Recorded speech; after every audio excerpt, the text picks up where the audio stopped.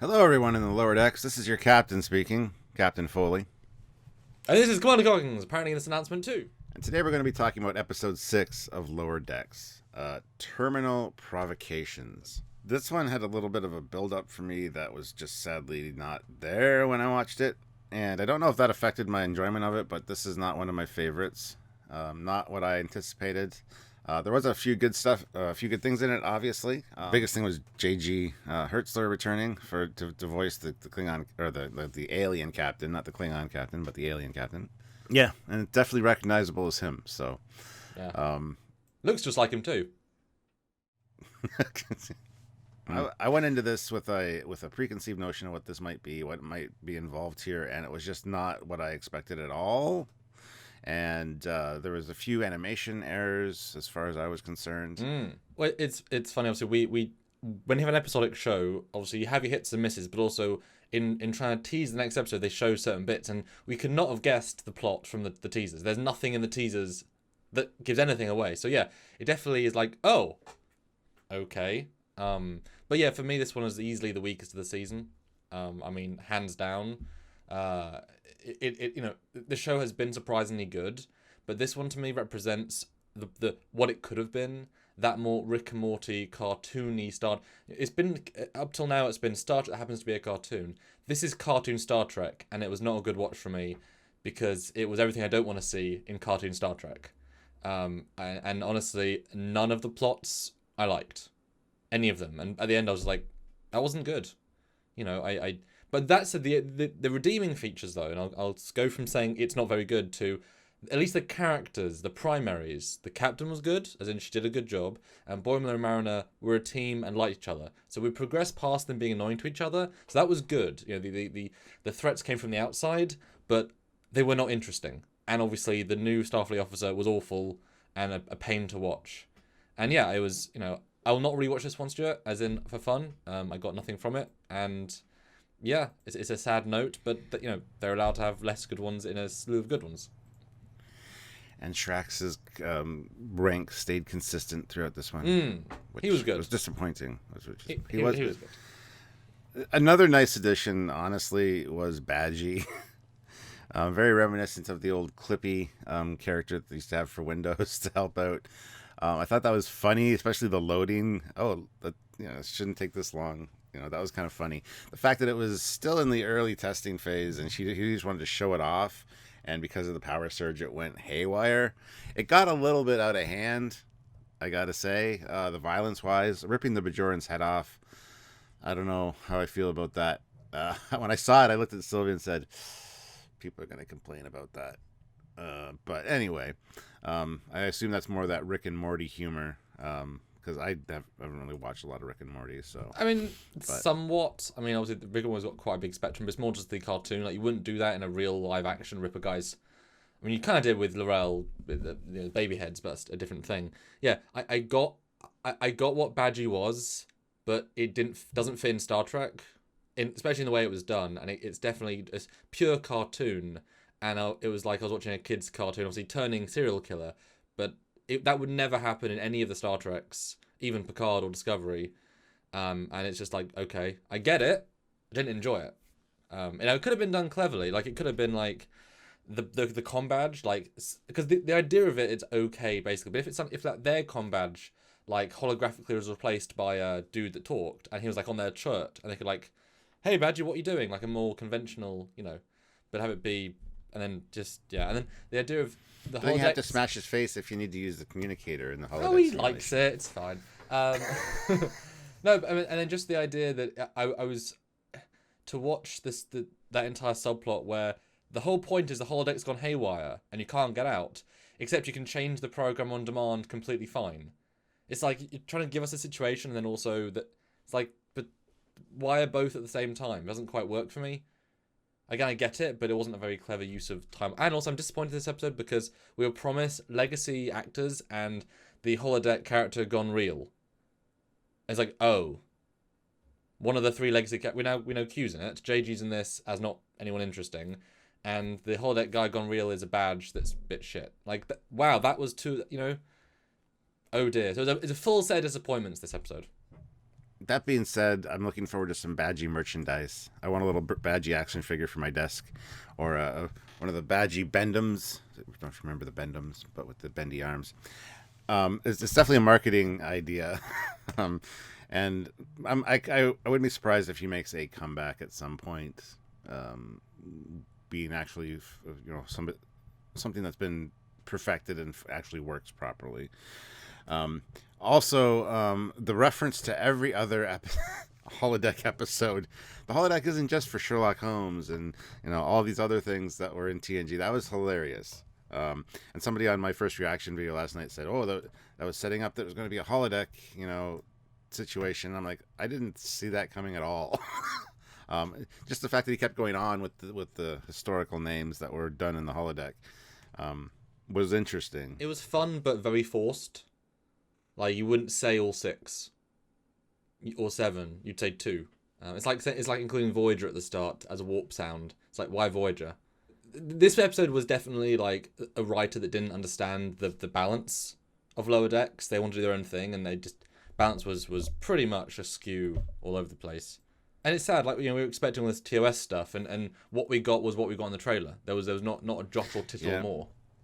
Yeah, and like I said earlier on, animation errors. They threw the hull of the NCC 502 twice into the Cerritos, then it broke apart. Well, no, because remember in the trailer, we saw there was 2 sets of nacelles in the... There's already a set of nacelles, and there's a set of nacelles attached to the ship. So there's 4 nacelles to throw, and they threw 4 nacelles, so...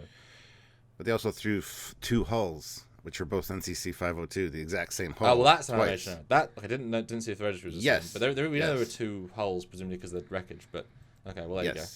Yes, there were mistakes there, because trust me, I was paying attention to that. I was going to say I did like the tug-of-war battle with the tractor beams. Yeah, that was kind of cool. And you were right, you called it, that there was a tractor beam of the nacelle into the ship. I did not expect that, but you called that in our prediction video, so good job. And just the fact that these aliens have no weapons. It's even stated. They have no weapons at all, so how are they attacking us? That's fun.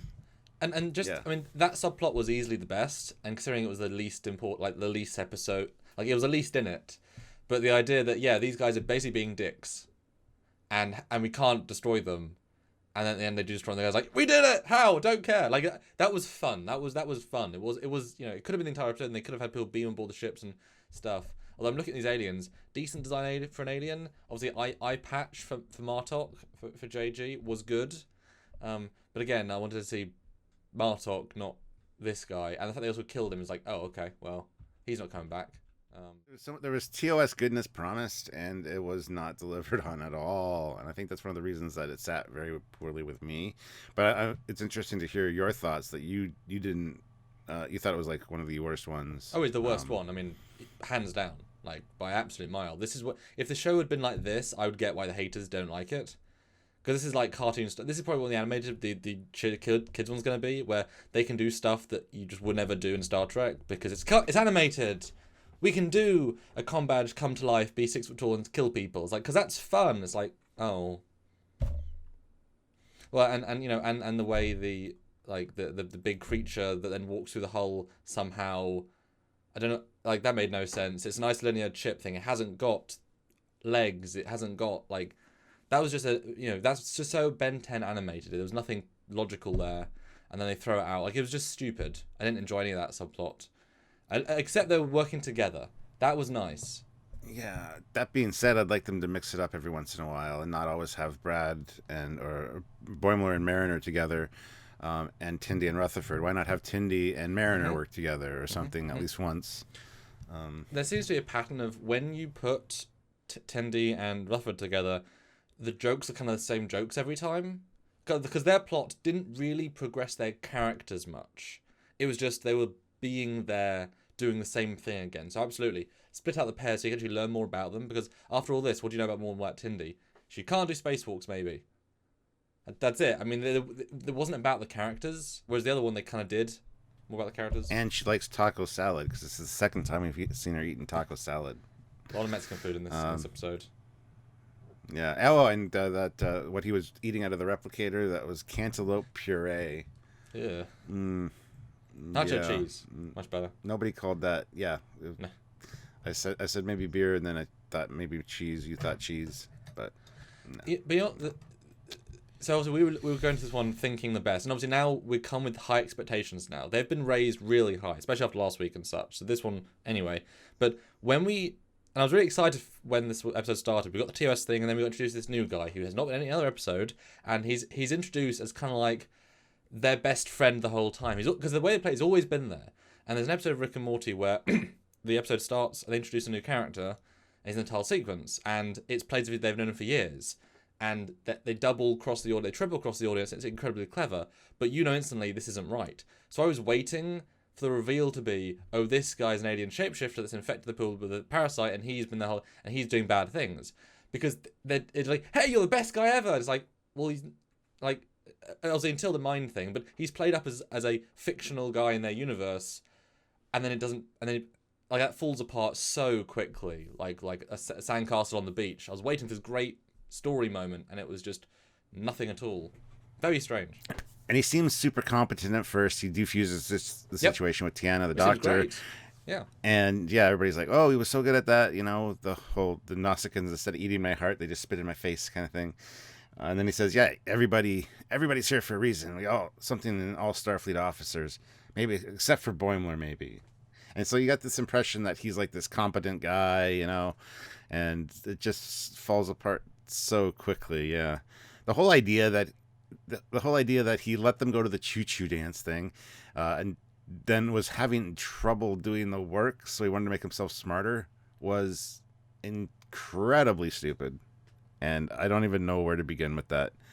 The whole core, as you said, the core coming to life, not so much an issue coming into life, but the straps that were attached to it all of a sudden becoming legs. Like, I guess they were force field infused. But because a computer core, it was a shield generator. It was a shield core. It was, but my phone processor can definitely make legs out of the cables. Sure. Maybe it can. You don't even know, man. Like, it would have been fine if he put it back in the ship and then it infected the ship. Perfect. Done. Because it's an AI program. But to have it be a stupid Monster of the Week style Frankenstein thing was just, why is this a thing? Would have been better for him after it failed, or he thought it failed, plug it back into the ship, and then with the power surge have it affect Badgie in the holodeck and take control of the character. That would have made a shit ton more sense for both plots, and would have made me go, okay, that's not so bad. That's not so bad, because I was looking for something to lock onto that it could actually use, and Badgie was perfect. And then you could have had the two people go to the 2S ship or help the crew fight off the people or do something rather than just pushing a big giant monster out an airlock. That's all they did. That's all they did for like 15 minutes. Now, I wasn't... Once you finish watching it, you realise, okay, the guy went from being competent officer to worst officer ever, like pathetic excuse for a man, let alone an officer. He's awful. But because of the... Like, he was good until he wasn't. So I get that, because the way it's presented, it's not quite plain. Like, he drops, like I say, as a character from like a 9 out of 10 best guy to like a 2. But it's just like, he can never be in Starfleet being that bad an officer. But it's like, yeah, he wasn't. He wasn't that way. And then obviously the Titan I thought was a funny reference, although we didn't get to see it. That was always a chance to see it. But then he gets fired within 6 days. It's kind of funny, but it's just he wasn't fun to watch at any point. Like, he was an unlikable character, unlikable situation, and you think he's an alien from the start.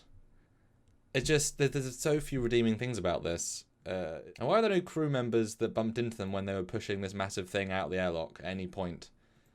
Why is the ship suddenly deserted? Yeah. See, when he said he got phasered, I actually believed him for like a minute or two, because I thought this could have been an earlier episode that was released of a sequence a little bit later, because it almost seems like Mariner and Tiana, the doctor, don't really know each other. It seems like it could have been an earlier episode. But that being said, we've never seen them work together or interact together on the show, so... just because they're on the same ship doesn't mean they necessarily know each other. She's like, I've heard a lot about you. Whatever. It seems like it could have been an earlier episode. I wouldn't doubt this is the order they intend them to be in, just because they had this done a while ago, sort of thing. It's more that, if this is we've seen 6 days in the course of a year, and you've only met each other 5 times. and then one set of meetings where you were good. I mean, it's like, I know you a little bit, but I mean, yeah, they have no direct connection, for sure in that. Well, apart from the fact that when a Badgie is punching Rutherford in a very un-Star Trek scene at the end with gruesome blood, it's like, so why is he freezing? And what? Surely, if he's holding him, his body, he's gonna stop him from freezing. Like, well, it's just yeah. That bugged me too a little bit, but then I thought about it, and when you see them like facing each other, Badgie's very, very thin, so I mean, it's gonna get colder a lot faster than a person would. But yeah, what's he made of? Like, you create extra logic there that's just, and he freezes so quickly. It's just, it just wasn't entertaining. It was stupid. And I did like the fact that he comes back on, like, hey guys, like, oh my god, you're back, because that was, they didn't kill him, they didn't delete him. It's like, he's here, shit. Well, actually, when he first showed up and said, "What lesson can I teach you?" I'm like, that sounds ominous. That's not something I would have a character like that say. What lesson can I teach you? Is just awful. So they kind of telegraphed that early on with that line, but and then the whole at the end, I'm always here, and then the door closes. It's like, okay, okie dokie. Okie dokie. There you go. It's such a disappointment, this episode, unfortunately. I wouldn't say it's the worst. Looking back, I'm not a huge fan of the first one. And we even said it was one of the best pilots in Star Trek at the time. But looking back at what happens in it, it's like the spider was stupid. The farmer just getting the implements were kind of dumb. I don't know. This one would be more entertaining to me than the first one probably again. But I don't know. I have to watch it again. I really have to watch it one more time. This to me is akin to a Threshold from Voyager, where it's got a basic premise that you kind of buy, and then it really falls apart quickly and then never recovers. Honestly, it is a low tier episode because, like I said, this is exactly what I didn't want to see from an animated Star Trek, where we take the animation idea so far that it pulls away any sort of relatability. Like, it would have been fine if, like you said, Badgie and the holodeck thing were connected, whereby, so Badgie becomes sentient, but also a holographic version of the worst of the whatever the character's name walks out of the holodeck, and because he's, the shield bubble, he's like in a force field, and then they're fighting a holographic version of the guy. Great, fine. It's silly, but it's fine. But just the idea of these two monsters of the week that neither were interesting and neither made sense. It's just like, okay. Yeah. I haven't watched it 2 times. This is first watch and then this review, and then we'll do another watch tonight. But, all the other ones I enjoyed. This one I didn't even enjoy, really. What did you think about the 2 Q references? I love how it's like, to cover up any mistake, just say a Q came in and messed things up. That was kind of funny. Yeah, that was... and then at the end where she's like using it against him, like, oh, I don't know, the Q's here. They're doing some crazy stuff. Bye, click. Because that was his idea. And we know that Q's going to make an appearance later, so. Yeah, a second cameo, yeah. Yeah, I mean, those were fine, but I mean, those are, a line here, a line there, Yeah, I just didn't like any of the 3 plot lines. But at least the captain was decent. I like the tactical guy. He was fun the whole way through, and I liked the fact that Boimler and Mariner were friends and doing well together and bonding. That was all great. Like, our leads were good. Everything else was bad. Mm-hmm. Yeah, and Boimler or Mariner again was not a know-it-all, save the day kind of situation. She seemed very much more in line with everybody else, which was great. And even Boimler seemed more competent because he didn't want to give in to these stupid ideas of, let's cover this up kind of thing. He wanted to keep to the Starfleet. Yeah, they were well balanced. And ironically, the first scene was the best scene. Like, and that's kind of a sad thing to say. I thought it was a bit easily best pre-tell they've had. They've only had 3. But I like that Mariner joined in. I think we said that before, but it's like, she almost feels like she's above this. But if she joined in without any sort of sarcasm or annoyance, like, she was just part of the team, and that's really good to feel that sort of vibe. All right, guys. I guess that's it. So neither one of us was super impressed with it. I didn't think it was the worst one, but I need to watch it again and watch the other ones to kind of at the end of the season, we're gonna have a season retrospective where we Yes. kind of rank them all during a live. That's definitely a thing that's gonna happen. So, But I'd be shocked if you watched the first one and this one back to back and you like this one more. I would be shocked. Especially now you like the characters more.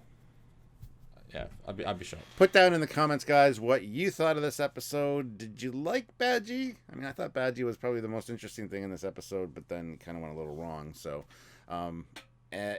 did you like any of the plots? Were you upset? Were you let down by not having more TOS? Let us know in the comments section, and don't forget to subscribe and join our live tonight at 5 Eastern Standard Time. Very important because we do a scene by scene breakdown, do the full review. Both of us give our thoughts on it. So, and it's fun because we get to interact with you guys. Yeah, and there's a lot of tiny moments in this one, as we always tend to do. Lots of little lines that we can't just talk about here because they're too small.